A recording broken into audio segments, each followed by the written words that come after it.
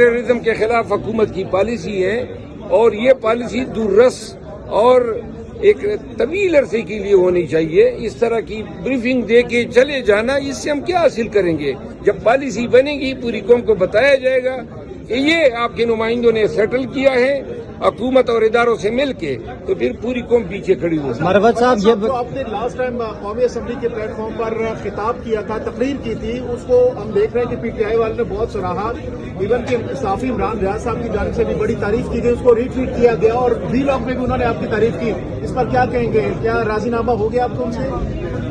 میری کبھی کسی سے لڑائی نہیں ہوتی ہے، لیکن خواہ مخواہ میں لوگ چھیڑ دیتے ہیں تو جواب دے دیتا ہوں. باقی میری اس سے کوئی عداوت نہیں ہے. مروت صاحب یہ بتائیں کہ آپ نے عید سے پہلے باہر جانے کا فیصلہ کہ ملک سے، عید کے بعد پی ٹی آئی نے سڑکوں پہ آنے کا فیصلہ کیا، یہ تو آپ دونوں کا کھلا تضاد لگ رہا ہے. نہیں، لیکن مجھے تو پی ٹی آئی سے نکال دیا ہے نا، تو تضاد تو ختم ہو گیا. آج مطلب ہے میں اس گیلری میں ہی نہیں جاتا ہوں جدھر ہمارے پی ٹی آئی کے دوست بیٹھتے ہیں، کیونکہ مناسب نہیں لگتا ہے. میں ان کو امبریس نہیں کرنا چاہتا ہوں. اور میرا مطلب یہ ہے کہ زبان تو نہیں بنتی ہے، لیکن یہ ان دوستوں کے ساتھ جس انداز میں. لیکن مروت صاحب، پارٹی والے تو یہ کہتے ہیں کہ مروت صاحب اگر اپنی بیان بازی سے تھوڑا سا پیچھے ہٹ جائیں تو پارٹی واپس فیصلہ کر سکتی ہے مروت صاحب کو پارٹی میں لانے کا.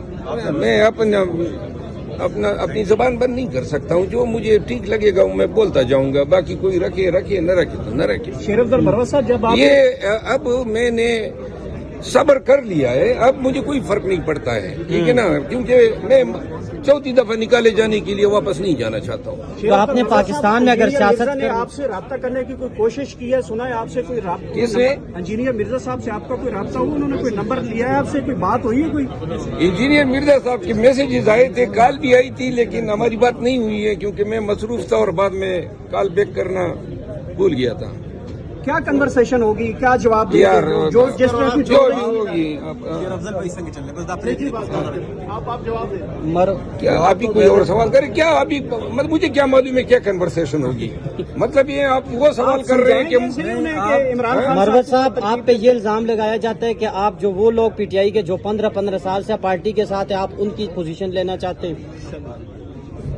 15 سال سے جو پارٹی میں ہے، جو 2002 سے رکن قومی اسمبلی ہیں، ان کی پوزیشن لینا چاہتا ہوں.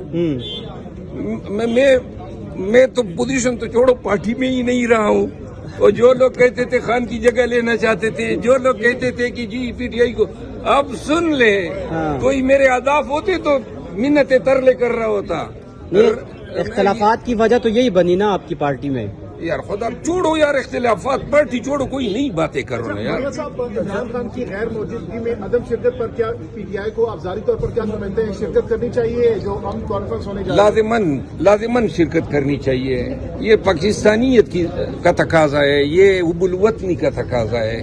اس پہ سیاست نہیں ہونی چاہیے. مروت ماں غرض سوال تپوس کرے آگے میں نیم سے ہوا یا چی خلق ما دا کنزل کولے پر یوٹیوب مانے.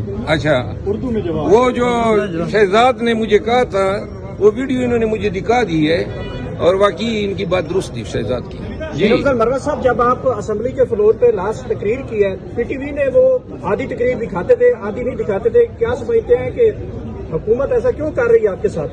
بس پی ٹی وی نے میری تقریر نہیں دکھا دی تو میں مرا جا رہا ہوں. چھوڑو یار، پی ٹی وی کو دیکھتا کون ہے؟ لائیو فیڈ تو ملتی ہے نا سر، ہاں وہ جو لائیو وہاں سے آ رہی ہوتی ہے ہمیں وہ لائیو فیڈ. مروت صاحب، آپ نے جو پارلیمنٹ میں اس دن تقریر کی جو پختونوں کے ساتھ یا بلوچستان میں جو کچھ ہو اس حوالے سے، اس کے بعد آپ کو کوئی تھریٹس وغیرہ یا ابھی تک آپ صحیح سلامت کیسے ہیں یہاں پہ؟ میری بات سن لے.